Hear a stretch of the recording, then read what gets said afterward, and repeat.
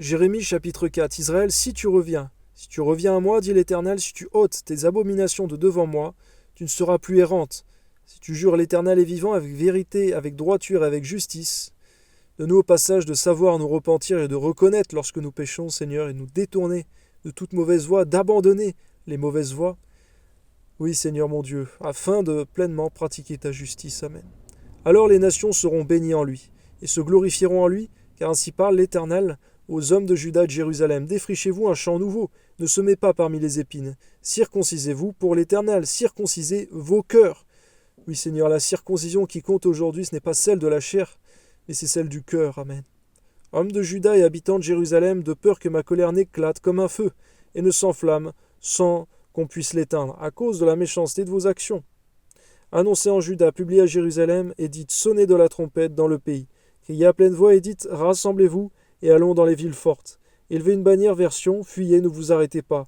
Car je fais venir du septentrion le malheur et un grand désastre. Le lion s'élance de son taille, le destructeur des nations est en marche, il a quitté son lieu, pour ravager ton pays. Tes villes seront ruinées, il n'y aura plus d'habitants. C'est pourquoi couvrez-vous de sacs, pleurez et gémissez, car la colère ardente de l'Éternel ne se détourne pas de nous. Ce jour-là, dit l'Éternel, le roi et les chefs perdront courage, les sacrificateurs seront étonnés, et les prophètes stupéfaits. Je dis, ah, Seigneur Éternel, tu as donc trompé ce peuple et Jérusalem en disant, vous aurez la paix, et cependant l'épée menace leur vie. Ce temps-là, il sera dit à ce peuple et à Jérusalem, un vent brûlant souffle des lieux élevés du désert, sur le chemin de la fille de mon peuple, non pour vanner ni pour nettoyer des grains. Le grain, c'est un vent impétueux qui vient de là jusqu'à moi. Maintenant je prononcerai leur sentence. Voici le destructeur s'avance comme les nuées. Ses chars sont comme un tourbillon, ses chevaux sont plus légers que les aigles.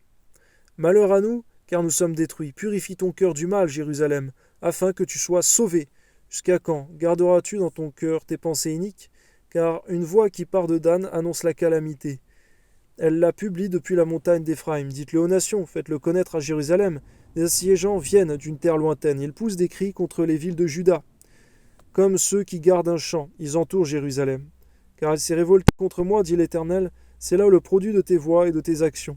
C'est le produit de ta méchanceté, certes. Cela est amer, cela pénètre jusqu'à ton cœur. Mes entrailles, je souffre au-dedans de mon cœur. Le cœur me bat, je ne puis me taire. Car tu entends, mon âme, le son de la trompette. Le cri de guerre, on annonce ruine sur ruine, car tout le pays est ravagé. Mes tentes sont ravagées tout à coup, mes pavillons en un instant.